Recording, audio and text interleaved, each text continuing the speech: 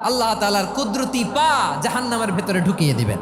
জাহান্নামের সবচাইতে হালকা আযাব হলো ওই ব্যক্তির আযাব যার পায়ে দুটো জাহান্নামের আগুনের জুতা পুড়িয়ে দেয়া হবে। ওই আগুনের উত্তাপে তার মাথার মগজগুলো ভাতের মারের মতো টপ টপ টপ টপ করে বেয়ে বেয়ে পড়বে।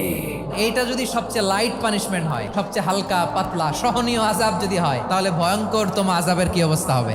জাহান্নামের অবস্থা এত ভয়ঙ্কর হবে, জাহান্নামের ভেতরে লক্ষ লক্ষ কোটি কোটি কাফির মুশরিককে দেওয়ার পরেও জাহান্নাম বলবে হালমিম মাজিদ, আরো আছে নাকি, আরো দাও, আমার ক্ষুধা নিবারণ হয় নাই। জাহান্নামে তো উত্তপ্ত হবে, জ্বলন্ত হবে, ভয়ঙ্কর হবে। জাহান্নামের এক অংশ আরেক অংশকে খেয়ে ফেলবে। আল্লাহু আকবার।